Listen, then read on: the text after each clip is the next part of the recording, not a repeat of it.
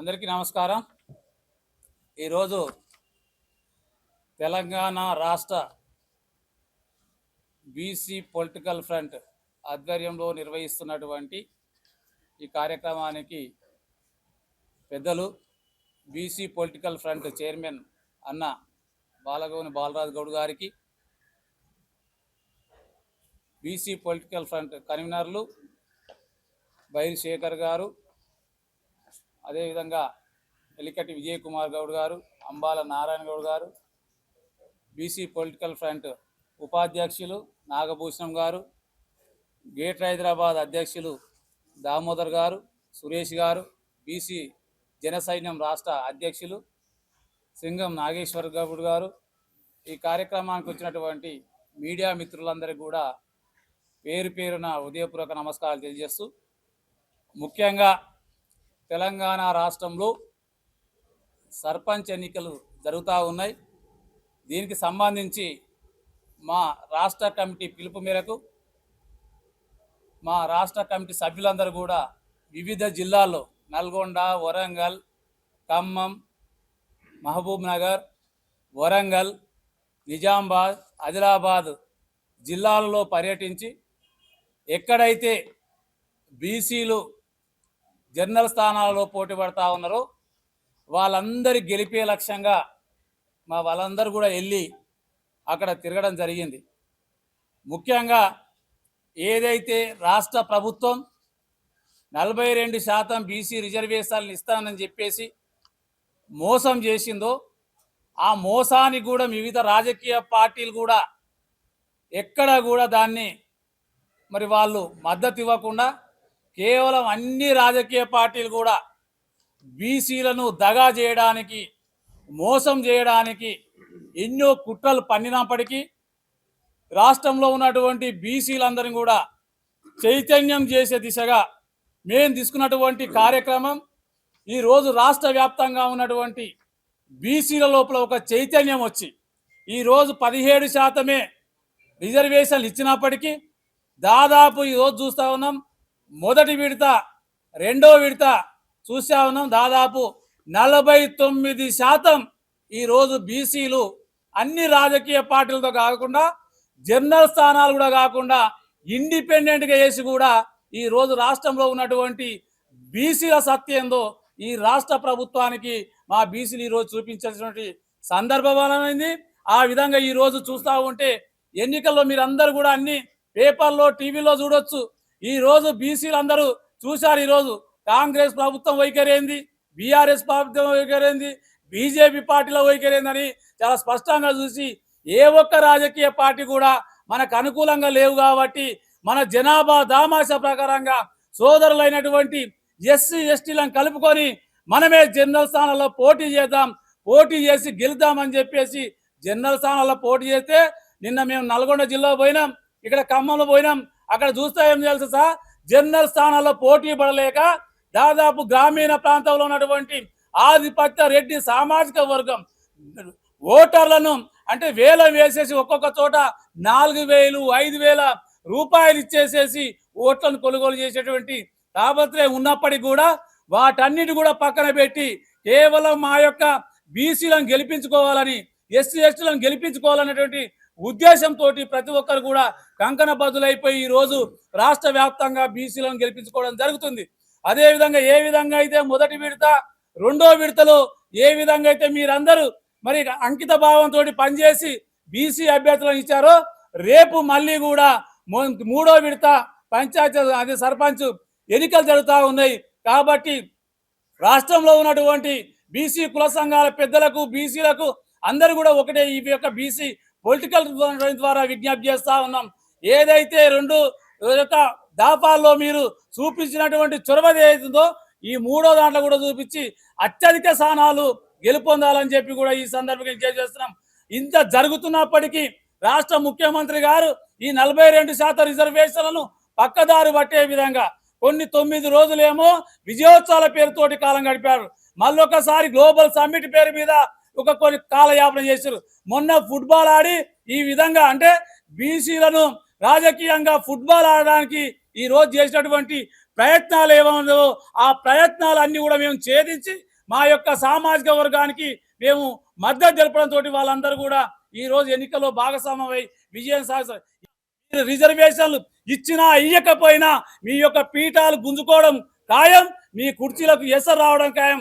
ఇప్పటికైనా చిత్తశుద్ధితోటి Congress party, BRS party, BJP party బీసీలకు జనాభా దామాష ప్రకారంగా రిజర్వేషన్ల కోసం పార్లమెంట్ లో మీ గలం ఇప్పకపోతే రాబోయే రోజుల్లో మీ యొక్క రాజకీయ పార్టీల ఆఫీసులకు తాళాలు వేసుకోవాల్సిందిగా ఈ సందర్భంగా బీసీ పొలిటికల్ ఫ్రంట్ తరఫున విజ్ఞప్తి చేస్తా ఉన్నాం. నమస్తే.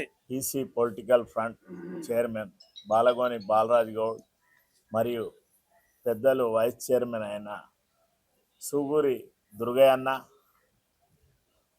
కన్వీనర్లు బైరు శేఖర్ గారు, ఎలికంటి విజయ్ గారు, అంబాల నారాయణ మరియు వైస్ ప్రెసిడెంట్ అయిన వి నాగభూషణమన్న, ఈ హైదరాబాదు జంట నగరాల అధ్యక్షుడైన దామోదర్ గారు మరియు ఆర్ సురేష్ అన్న, మన జన సైన్యం తెలంగాణ అధ్యక్షులు మా నాగేష్ అన్న.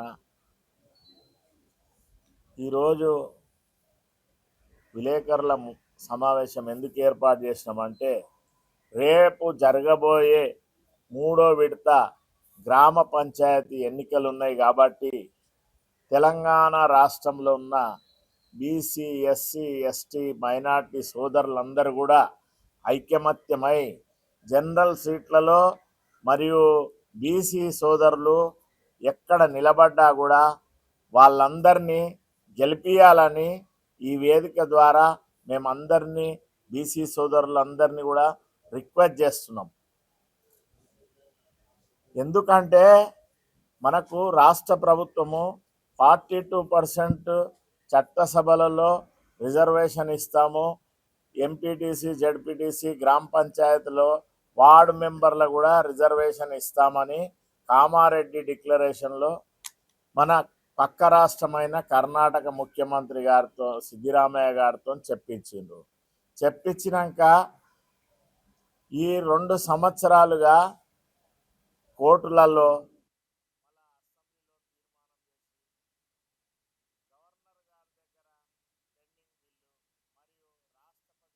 పెండింగ్ ఎవరు చేసిర్రు? బీజేపీ ప్రభుత్వం.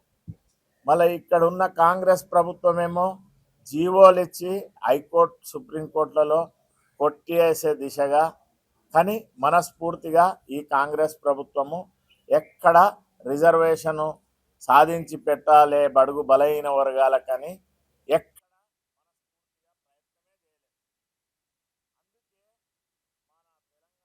రాష్ట్రంలో ఉన్న బీసీ సోదరులందరూ కూడా సామాజిక న్యాయం పాటించి మనందరం ఐక్యమత్యంతో ఉండి బహుజన రాజ్యం ఏర్పడాలని ఈ గ్రామ పంచాయతీలో కలిసికట్టుగా ఇప్పుడు రాబోయే మండల పరిషత్లో, జిల్లా పరిషత్లో కూడా మనమేందో 60% కులగణన ద్వారా నిరూపణ అయింది. మరి ఎస్సీ సోదరులను, ఎస్టీలను కలుపుకొని 90% మనమే ఉన్నాం కాబట్టి మనము రాజ్యాధికారం సంపాదించాలి 2028లో అంటే ఇప్పటి నుంచే మనం ఐకమత్యంగా ఉండి మన ఓటు మనం వేసుకొని ఇప్పుడు మొదటి విడత, 2వ విడత ఎట్లా విజయం సాధించినమో అంతకంటే ఇంకా ఎక్కువ శాతంతో మన బీసీ సోదరులందరినీ గెలిపించినప్పుడే మనం సర్దార్ సర్వాయ పాపన్న ఆశయం నెరవేరినట్టు, ధర్మభిక్షం గారి ఆశయము, దేశం చిన్నమల్లయ్య, జయశంకర్ సారు, పండుగ సాయన్న, చాకలి ఐలమ్మ వీళ్ళందరినీ ఆదర్శంగా తీసుకొని మనము పనిచేస్తున్నాం కాబట్టి ఐకమత్యము, సామాజిక న్యాయము ఇవన్నిటిని సాధించే దిశగా మనము పోరాటం చేసి రాజ్యాధికారము 2028లో మన బడుగు బలహీన వర్గాల రాజ్యం ఏర్పడాలి. ఎందుకంటే పక్కనే ఉన్న తమిళనాడులో 69% జయలలిత గారు 9 షెడ్యూల్లో చేర్చి ఆ విధంగానే మన తెలంగాణ రాష్ట్రంలో కూడా ఇవ్వాలని, రాజ్యాధికారంలో మేమెంతో మా వాటా దక్కాలని ఎవరైనా కోరుకుంటారు. కానీ భారత్ జోడో యాత్రలో కాంగ్రెస్ పార్లమెంటరీ నాయకుడైన రాహుల్ గాంధీ గారు జిత్నా హిస్సేదారి ఉత్నా భాగ్యదారి అని వాగ్దానం చేసి దాన్ని పట్టించుకోకుండా పార్లమెంట్లో చర్చ జరిగే దిశగా అఖిల పక్షాలను ఇక్కడున్న కాంగ్రెస్ ప్రభుత్వము ఢిల్లీకి తీసుకెళ్ళి ప్రధాని మోడీ దగ్గర ఎటువంటి ప్రయత్నము 2 సంవత్సరాల్లో చేయలేదు. కాబట్టి ఈ అగ్రవర్ణాల పార్టీలైన బీజేపీ, బీఆర్ఎస్, కాంగ్రెస్ మేము బీసీ నాయకులం ఎవ్వరం కూడా నమ్మే పరిస్థితిలో లేము. ఎందుకంటే 80 సంవత్సరాల నుంచి వాళ్ళు రాజకీయాలు చేసుకుంటా రాజకీయాలలో ఉన్న లబ్ధినంతా వాళ్ళే అనుభవిస్తూ రాజ్యాధికారం అనుభవిస్తూ ఆర్థికంగా అన్ని విధాల విద్యలో, ఉద్యోగాలలో, కాంట్రాక్ట్లలో ఏది ఉన్నా కూడా ఉన్న 10% వాళ్ళే 90% వాళ్ళ రక్తం దాగుతూ రాజ్యాధికారం అనుభవిస్తూ అన్ని ఫలాలు వాళ్ళే పొందుతున్నారు. కాబట్టి వాళ్ళకి 80 సంవత్సరాలుగా వాళ్ళకి అలవాటు అయిపోయింది ఏంటంటే ఈ పేద వర్గాలను ఎట్లయినా ఈ ఓటు ద్వారా అంబేద్కర్ రాసిన రాజ్యాంగాన్ని అన్ని అలవాటు చేసుకొని ఏ విధంగా ఉపయోగించుకోవాలనేది వాళ్ళు చేస్తున్నారు. ఎందుకంటే ఈ తెలంగాణ రాష్ట్రం ఏర్పడినాక అంబేద్కర్ రాజ్యాంగం ప్రకారము ఎక్కువ మంది 90% ఉన్న వాళ్ళకు రాజకీయంగా లబ్ధి చెందాలి, ఈ ఆర్థిక వనరులు రావాలి. కానీ మాకు మొన్న కామారెడ్డి డిక్లరేషన్లో ఏం చెప్పారు, 20% బడ్జెట్లో ఇస్తామన్నారు. అది కూడా చెందనీయకుండా 2 సంవత్సరాల్లో 2068 కోట్లకే పరిమితం చేసిర్రు. ఈ కులగణన జరిగితే కూడా అందులో కూడా మా వాటా మాకు ఇవ్వకుండా లెక్కలేమో 56.8 చూపించారు. మాకు ఇచ్చిన రిజర్వేషన్ ఏమో 17.కే పరిమితం చేసిర్రు. ఈ విధంగా రాజ్యాంగ ఫలాలు అనుభవించనీయకుండా మేము మెజార్టీ ఉన్నా కూడా ఈడబ్ల్యూఎస్లో కూడా వాళ్ళు 10% అని ఆ 50% ఉద్యోగాలలో కూడా వాళ్ళే కాజేస్తారు. ఎక్కడ బలహీన వర్గాలకు ఎందులో కూడా సమాన వాటా ఇవ్వకుండా రాజ్యాధికారంలో భాగము ఒక వార్డు మెంబరు కానియకుండా వాళ్ళు ఈ విధంగా అగ్రవర్ణాలందరూ ఐక్యమత్యమై ఉన్నోళ్ళే 7-8%. వాళ్ళు మా 90% వాళ్ళను ఇన్ని సంవత్సరాల నుంచి అధికారం దరిదాపులో కూడా రానియకుండా చేస్తున్నారు. కాబట్టి మేము ఈ వేదిక ద్వారా ఇప్పుడు 3వ విడత తెలంగాణ రాష్ట్రంలో జరగబోయే గ్రామ పంచాయతీ ఎలక్షన్లో మా బీసీ, ఎస్సీ, ఎస్టీ సోదరులందరూ కూడా ఐకమత్యంతో నుండి మన క్యాండిడేట్లను గెలిపియాలి. జనరల్ స్థానాలలో ఎవరు బీసీలు నిలబడ్డా కూడా వాళ్ళందరినీ తప్పక విజయం సాధించే దిశగా మా సోదరులంతా ప్రయత్నం చేస్తారని మేము బీసీ పొలిటికల్ ఫ్రంట్ కార్యవర్గం అందరూ కూడా పిలిపిస్తున్నాము. ఇంకా మా ఎంబడి ఐఏఎస్ మాజీ ఆఫీసర్ అయిన చిరంజీవులు గారు బీసీ ఇంటలెక్చువల్ ఫోరం ద్వారా మేమందరం కూడా ఐకమత్యం ఉన్నాము. కాబట్టి అందరము అన్ని వర్గాల బలహీన వర్గాలము ఏకమై మా బీసీ సోదరులు జనరల్ స్థానాలు ఎక్కడున్నా గెలిపియాలని మీ మీడియా సోదరుల ద్వారా కూడా మేము రిక్వెస్ట్ చేస్తున్నాము. ఈ అవకాశం ఇచ్చిన మా బీసీ పొలిటికల్ ఫ్రంట్ కార్యవర్గానికి కూడా మేము శుభాభినందనలు తెలియజేస్తున్నాము. బీసీ పొలిటికల్ ఫ్రంట్ కేంద్ర కార్యాలయంలో అన్న బాలగోని బాలరాజు గౌడ్ చైర్మన్ గారి ఆధ్వర్యంలో ఇవాళ రాష్ట్ర కన్వీనర్లు, రాష్ట్ర నాయకత్వం అంతా ఈ సమావేశంలో పాత్రికేయ సమావేశంలో పాల్గొంటూ ఉన్నాం. ప్రధానంగా ఈ రాష్ట్రంలో జరుగుతున్న 1-2 ఎన్నికల్లో బీసీలు సర్పంచులుగా గెలిచి విజయదుందుభి మోగించారు. గెలిచిన బీసీ సర్పంచుల అభ్యర్థులందరికీ కూడా మా పొలిటికల్ ఫ్రంట్ తరపున శుభాకాంక్షలు, అభినందనలు తెలియజేస్తా ఉన్నాం. ఇదే తరహా ఉత్సాహంతో రేపు జరగబోయే 3వ దఫా ఎన్నికల్లో కూడా అన్ని జనరల్ స్థానాలలో బీసీ సర్పంచులుగా ఎస్సీ ఎస్టీ సోదరుల సహకారంతో గెలిచి కైవసం చేసుకోవాలని చెప్పేసి ఈ సందర్భంగా పిలుపునిస్తా ఉన్నాం. ఎందుకు ఈ మాట చెప్పదలుచుకున్నామంటే ఈ రాష్ట్రంలో పార్టీలన్నీ గల్లీలోనేమో కొట్లాటలు, ఢిల్లీలోనేమో దోస్తాలు చేస్తూ ఉన్నాయి. నిన్నటి దానిక ఢిల్లీలోనేమో కొట్లాటలు దోస్తాన్ చేసినాయి, గల్లీలోనేమో ఆడ జంతర్ మంతర్ దగ్గర కొట్లాట చేసినాయి. పార్లమెంటు సమావేశాలు జరుగుతున్నప్పుడు పార్లమెంట్లో మాట్లాడరు, ఊర్లలోకి వచ్చేమో ఫుట్బాల్, కబడ్డీలు, ఖోఖోలు, క్రికెట్ ఆటలు ఆడుతూ ఉన్నారు. చట్టసభలో పంపించింది మిమ్మల్ని అందరినీ ప్రజా సమస్యలు పరిష్కరించాలి, చట్టసభల్లో చట్టాలు చేయమని కదా.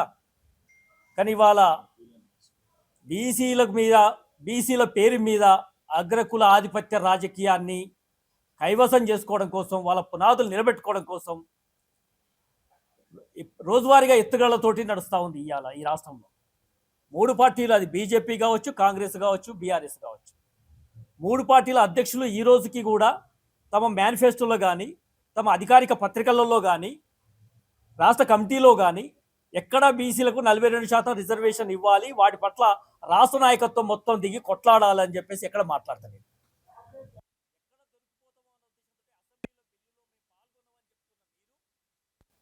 అదే పార్లమెంటులో ప్రాతినిధ్యం వహిస్తున్న పార్టీలు బిల్లులు ఎందుకు పెట్టట్లేదు, పార్లమెంటు సభ్యులకు విప్ ఎందుకు జారీ చేయట్లేదు? పార్టీలుగా పెట్టొచ్చు, ప్రైవేటు వ్యక్తులుగా కూడా పెట్టొచ్చు, అవకాశం ఉన్న చోట. కానీ అది పెట్టకుండా పార్లమెంటు సమావేశాలు 16 రోజులు అయింది, ఈ రోజుకి ఇంకా 3 రోజులు అయితే ముగిసిపోతుంది. పార్లమెంటు చట్టాలు చేసే దగ్గర మీరు కొట్లాడతామని చెప్పి ఈరోజు మాట్లాడట్లేదు. మీరే కదా చెప్పింది ఈ రాష్ట్రంలో 40% రిజర్వేషన్ చట్టబద్ధ కల్పించిన తర్వాత అధికారులకు మేము వచ్చిన 6 నెలల్లోనే చేస్తామని చెప్పి కులగాన చేశారు. అసెంబ్లీలో తీర్మానం చేసినని చెప్పారు. 150 కోట్లు ఖర్చు పెట్టి ప్లానింగ్ కమిషన్ ద్వారా అని చెప్పి చేస్తామన్నారు. మేము కొట్లాడ చేస్తే డెడికేషన్ కమిషన్ కోర్టు ద్వారా తీసుకొచ్చి దాని మీద కంప్లీట్ జీవో నెంబర్ 9 తీసుకొచ్చారు, దాంతో అమలు చేస్తామని.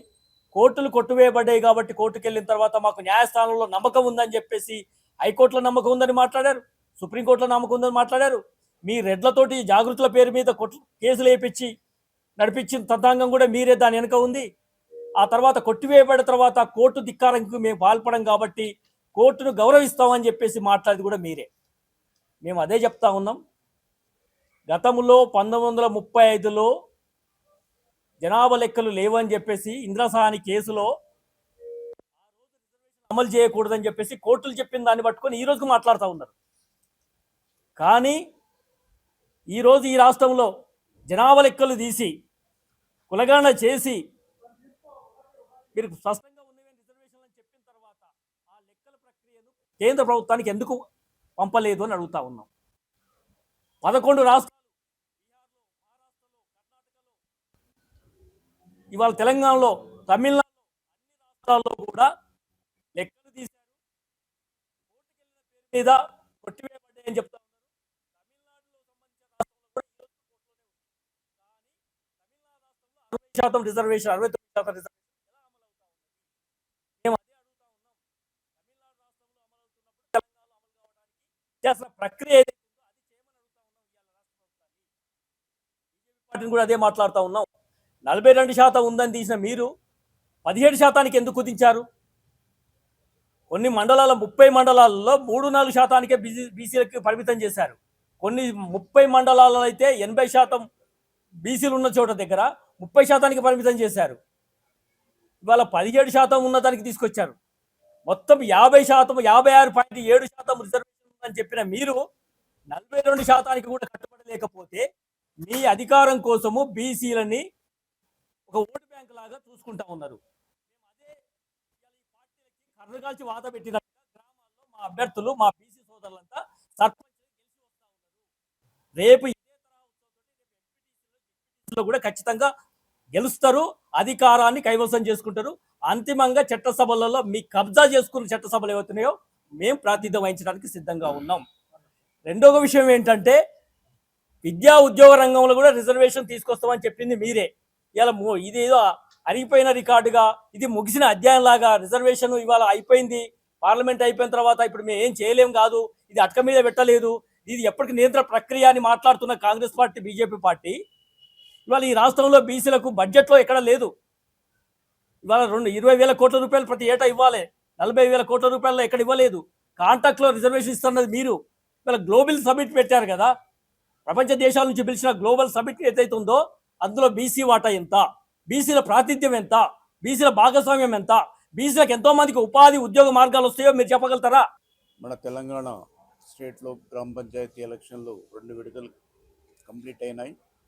దాంట్లో భాగంగా 49% ఘన విజయం సాధించారు బీసీలు. ఇంకో విడత, 3వ విడత ఉంది. 3వ విడతలో కూడా ఇదే రకంగా ఘన విజయం సాధించాలని చెప్పి భావిస్తున్నాం. పోతే ఈ యొక్క రిజర్వేషన్ 42 ఇష్యూలు అయితే చాలా రోజుల నుంచి కొట్లాడడం జరుగుతుంది. రాహుల్ గాంధీ ఇక్కడ వచ్చేసి అనౌన్స్ చేశాడు, కానీ లేని కొన్ని కొట్లాట పెట్టి వెళ్ళిపోయాడు. ఆయన ఇంతవరకు పార్లమెంట్లో ఒకరోజు కూడా దీని యొక్క విషయం పార్లమెంట్లో లేవదీయలేదు. ఎందుకు లేవదీయడం లేదో అది తెలియడం లేదు. కాబట్టి ఇకనైనా ఈ 3 రోజులు 4 రోజులు పార్లమెంట్ ఉంది. ఆ పార్లమెంట్లో బిల్లులు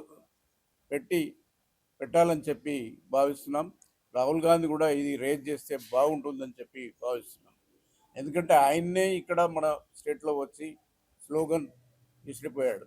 ఆ స్లోగన్ ఆయన ఫుల్ఫిల్ చేయాలి కదా, ఎందుకు చేస్తలేడు? ఆయన కంపల్సరీ ఈ 3 రోజులలో ఒకరోజైనా ఈ యొక్క బిల్లు విషయంలో మాట్లాడాలని చెప్పి ఆశిస్తున్నాం. పోతే ఇక 3వ విడతలో చాలా ప్రాంతాలలో కూడా జనరల్ స్థానాలలో కూడా మన వాళ్ళు చాలా గెలిచినారు, చాలా సంతోషం. అదేవిధంగా మండల్, జడ్పీ ఈ ఎలక్షన్స్ కూడా రాబోతున్నాయి. దాంట్లో కూడా చాలా ఘన విజయం సాధించాలని చెప్పి మేము ఆశిస్తూ ఈ యొక్క అవకాశం ఇచ్చినటువంటి పెద్దలకు ధన్యవాదాలు. నా పేరు బైరు శేఖర్, బీసీ పొలిటికల్ ఫ్రంట్ రాష్ట్ర కన్వీనర్. ముఖ్యంగా ఈ యొక్క ప్రెస్ మీట్ రేపు జరగబోయే 3వ విడత గ్రామ పంచాయతీ ఎన్నికల్లో బీసీలు అత్యధికంగా తమ ఓటు తమ వారికి వేసుకొని బీసీ సోదరులతో పాటు ఎస్సీ సోదరులందరినీ కలుపుకొని అత్యధికంగా గెలిపించుకోవాలని ఒక పిలుపునివ్వటం కోసం మా పొలిటికల్ ఫ్రంట్ చైర్మన్ బాలరాజు గౌడన్న గారి ఆధ్వర్యంలో ఈ యొక్క సమావేశం నిర్వహించుకోవడం జరిగింది. మిత్రులారా, ఇప్పటి వరకు 8,168 గ్రామాలలో ఎలక్షన్లు జరిగితే దాంట్లో 811 ఏకగ్రీవాలు జరిగినాయి. ఈ ఏకగ్రీవాలు జరిగినటువంటి స్థానాలు పూర్తిగా జనరల్ వచ్చిన కాడ, బీసీలు వచ్చిన కాడ కుట్రపూరితంగా ఈ ఆధిపత్య వర్గాలు కాంగ్రెస్, బీజేపీ, బీఆర్ఎస్ పార్టీలను ఒకటై లక్షలాది రూపాయలు, 50 లక్షలు, 20 లక్షలు, 30 లక్షలు, కోటి రూపాయలు, 2 కోట్ల దాకా వేలంపాట పెట్టుకొని అమ్ముకోవడం జరిగింది. ఇప్పుడు రైజింగ్ గ్లోబల్ సమ్మిట్ పెట్టి భూములు అమ్ముకున్నట్టుగా, అదేవిధంగా మెస్సీని పిలిపించి 1,000 కోట్ల రూపాయలు, 150,000 కోట్ల రూపాయలు దండగ చేసి, అదేవిధంగా అందాల బామ్మ పోటీలు చేసి ఏ విధంగా అయితే ఈ రాష్ట్రంలో అభివృద్ధిని కుంటుపట్టించి తాము చేస్తున్నటువంటి అరాచకాలు కానీ పరిపాలన విభాగంలో ఫెయిల్యూర్ అయినటువంటి ఈ యొక్క కాంగ్రెస్ ప్రభుత్వం రేవంత్ రెడ్డి యొక్క తప్పుల్ని కప్పిపుచ్చుకోవడం కోసం చేసినటువంటి కార్యక్రమాల్లో ఇది కూడా ఒకటిగా మేము భావిస్తూ ఉన్నాం. ముఖ్యంగా బీసీ, ఎస్సీ సోదరులందరూ చైతన్యమయ్యారు. వారి ఓటు వారికి వేసుకుంటున్నారు. ఈ మొదటి విడత, 2వ విడతలో జరిగినటువంటి పూర్తి స్థానాల్లో 49% అంటే 50% పైబడే బీసీలు గెలుచుకోవడం తెలియజేస్తా ఉన్నాం. రేపు 4,567 గ్రామాలలో 3వ విడత జరగబోతా ఉంది. బీసీ, ఎస్సీ సోదరులందరూ చైతన్యమై తమ ఓటు తమకు వేసుకోవాల్సినటువంటి అవసరం ఎంతైనా ఉంది. బీసీలను గెలిపించుకోవాల్సినటువంటి ఆవశ్యకత ఎంతైనా ఉంది. ఈ 3 పార్టీలు మనకి కావాలి అనేక సందర్భాలలో మనకు ప్రస్ఫుటమైంది. మొన్నటికి మొన్న ఈ రాష్ట్రంలో పాపన్న విగ్రహం పెట్టాలని ఉద్యమాలు జరిగినాయి. ఈ రాష్ట్రంలో చాగల ఐలమ్మ విగ్రహం పెట్టాలని ఉద్యమాలు జరిగినాయి. ఈ రాష్ట్రంలో శ్రీకాంతాచారి, యాదన్న, ఎంతోమంది తెలంగాణ వీరులు, తెలంగాణ అమరవీరుల విగ్రహాలు పెట్టాలనుకుంటే మరి ఈరోజు ఎవరు అడిగినరని రవీంద్ర భారతిలో బాలసుబ్రహ్మణ్యం విగ్రహం పెట్టారు. రాత్రి ఎవడు పర్మిషన్ ఇచ్చింది? రాత్రి ఎవడు తీసుకొచ్చి ఆ బొమ్మను పెట్టిరు? అక్కడ మేమేమో ఉద్యమాలు చేసి తెలంగాణ కోసం 1942 నుంచి సాయుధ రహితంగా పోరాటం కానించి, నక్సలైట్ ఉద్యమాల కానించి, తొలితరం తెలంగాణ ఉద్యమం కానించి, మలిదశ ఉద్యమం కానించి, ఇప్పుడు తెలంగాణ ఉద్యమం తెలంగాణ మట్టి కోసం, తెలంగాణ బిడ్డల కోసం తాడి తపాడి తపడు బలైన వర్గాల కోసం పోరాటం చేసినటువంటి వీరుల విగ్రహాలు కానీ సాహిత్య కళాకారుల విగ్రహాన్ని పెట్టడానికే మీకు మనసు వస్తలేదు అంటే బీసీఎస్సీ సోదరులు ఒకటే గుర్తుంచుకోవాలి, ఆధిపత్య వర్గాలు అధికారంలో ఉన్నాయి కాబట్టికనే ఈరోజు బాలసుబ్రహ్మణ్యం గారి విగ్రహం అక్కడ పెట్టడం జరిగింది రాత్రి. తెలంగాణ ఉద్యమకారులు, తెలంగాణ కవులు, కళాకారులు, రచయితలు, ఉద్యమకారులు అందరూ అక్కడ పోయి ముక్త కంఠంతో వ్యతిరేకించి ఆ విగ్రహం ఎందుకు పెట్టిరని. అక్కడ ఉంటే కనుక బండి యాదగిరిది ఉండాలి, అక్కడ ఉంటే మిద్దె రాములది ఉండాలి. కానీ ఎవరి విగ్రహాలు ఉన్నాయి? ఒక విగ్రహం పెట్టడానికి కొన్ని కారణాలు ఉంటాయి. మేము మొన్న బొంబాయికి పోయినాం, మహారాష్ట్రకు. పోగానే అక్కడ శివాజీ మహారాజు కనిపించాడు. అక్కడ పోతే శివసేన బాల్ ఠాకరే గారు కనిపించారు. అక్కడ అంబేద్కర్ గారు కనిపించారు. అంటే ఏ ప్రాంతానికి ఆయన పోయినప్పుడు ఆ ప్రాంతంలో ఉన్నటువంటి వీరుల యొక్క ఫోటోలు కనిపించాలి, వీరుల యొక్క ప్రతిరూపాలు, వీరుల యొక్క శిలా పథకాలు, వీరుల యొక్క బొమ్మలు ఉంటే అది ఓ పలానా ప్రాంతం అని. మరి ఇప్పుడు తెలంగాణ కొట్లాడుకుంది మీ ఆంధ్ర నుంచి విడిపోయే కదా, మేము మీ నుంచి దుర్మార్గమైన దోపిడీ జరుగుతుందని మీ నుంచి విడిపోతే మళ్ళీ మీ బొమ్మలే ఉంటే అది ఆంధ్ర తెలంగాణ ఎట తెలుస్తుంది మాకు? అందుకనే ముఖ్యంగా ఈ దుర్మార్గమైనటువంటి ఈ ఆధిపత్య వర్గ పరిపాలనను తుదముట్టించడం కోసం ఇప్పుడు జరిగినటువంటి స్థానిక సంస్థలో బీసీలు 50% గెలుచుకున్నారు. మూడో విడత కూడా 50% పైబడి గెలుచుకోవాలి. రేపు 2028లో బీసీల రాజ్యాధికారం సాధించడం కోసం రేపు మీరు వేయబోయే ఓటు కీలకమైన ఓటు. ఓటు అంటే తల్లి లాంటిది. ఆ ఓటుని అమ్ముకోకండి. ఎందుకంటే వాడు రోజు 1000 రూపాయలు ఇచ్చి మన ఓటును కొంటే 1825 రోజులు 5 సంవత్సరాలంటే కనీసం 54 పైసలు కూడా పడవు. కావున మీ ఓటు అమ్ముకోకండి. ఓటు తల్లి లాంటిది. ఆ ఓటు మీ భవిష్యత్ తరాలను కాపాడుతుంది. ఆ ఓటు బీసీ ఎస్సీ ఎస్టీల ఆత్మ గౌరవాన్ని కాపాడుతుంది. తరతరాల బానిస సంఖ్యలు తెంపడం కోసం బాబాసాహెబ్ అంబేద్కర్ గారు మనకు ఆ ఓటు ఆయుధం ఇచ్చింది కాబట్టి ఆ ఓటును బీసీ సోదరులకు వేసుకొని బీసీలు అత్యధికంగా గెలిపించుకోవాలని తెలియజేస్తూ నాకు ఈ అవకాశం ఇచ్చినటువంటి మా పొలిటికల్ ఫ్రంట్ చైర్మన్ గారికి, అదేవిధంగా మా కార్యబృందానికి అంతా ధన్యవాదాలు తెలియజేస్తా ఉన్నాను. చైర్మన్ అయిన మన బాలగోని బాలరాజు అన్న గారు, అదే కమిటీ బృందం, నా పేరు దామోదర్ గారు, ఈ పొలిటికల్ ఫ్రంట్ జిహెచ్ఎంసి అధ్యక్షుల నేను. ఈ యొక్క 42% మీద ఈ యొక్క పోరాటం జరుగుతున్నప్పటికీ కూడా అది అమలు చేయకముందే ఈ యొక్క గ్రామ పంచాయతీ ఎన్నికలు కూడా నిర్వహించి జరగడం జరుగుతుంది. ఈ యొక్క ఫస్ట్ విడత, సెకండ్ విడత అయిపోయింది, మూడో విడత రేపు రాబోతుంది. అయినా కూడా ఈ యొక్క బీసీ ఏదైతే ఉందో 40% ఇచ్చిన ఈ యొక్క పైన కూడా ఇచ్చిన 17%లో కూడా ఏకతాటిగా మరి బీసీ అభ్యర్థులను ప్రతి ఒక్కరు కూడా ఓటు వేసి గెలిపించడం జరుగుతుంది.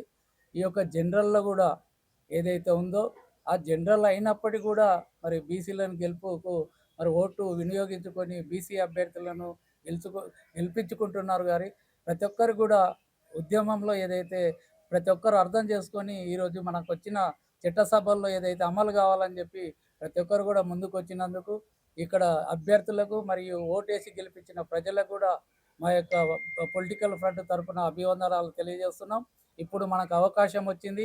తెలంగాణ పోరాటంలో ఏ విధంగా రాష్ట్రం కొరకు పోరాటం చేసినామో ఇప్పుడు కూడా 42% ఏదైతే వచ్చిందో ఇప్పుడే మన అందరికి కూడా సమయం వచ్చింది, ఆసన్నమైంది. కాబట్టి ప్రతి ఒక్కరు కూడా ఈ రేపు వచ్చే ఎంపీటీసీ కానీ జెడ్పీటీసీ కానీ ఎలక్షన్లు కూడా డిక్లేర్ చేయాలని ప్రభుత్వం ఆలోచిస్తుంది. కాబట్టి రేపు వచ్చిన దాంట్లో కూడా ప్రతి ఒక్కరు కూడా ముందుకొచ్చి ఈ మన బీసీ బిడ్డలు కంపల్సరీగా మన యొక్క జనరల్గా ఇచ్చిన దాంట్లో పోటీపడి ఆల్రెడీ బీసీలకు ఇచ్చిన రిజర్వేషన్లో వాళ్ళ వంతు సహకరిస్తున్నారు. కాబట్టి ఇప్పుడు వచ్చే జనరల్ రేపు మూడో విడత తర్వాత 4వ విడత ఉంది. కాబట్టి పెద్ద ఎత్తున ఓటు వినియోగించుకొని మన బీసీ అభ్యర్థులను తప్పకుండా గెలిపించాలని కోరుకుంటూ ఈ యొక్క మా పొలిటికల్ ఫ్రంట్ ఈ ప్రెస్ మీట్ పెట్టినందుకు వారికి యొక్క ధన్యవాదాలు తెలియజేస్తూ, అదే మీడియా మిత్రులకు కూడా మా యొక్క ధన్యవాదాలు తెలియజేస్తున్నాం.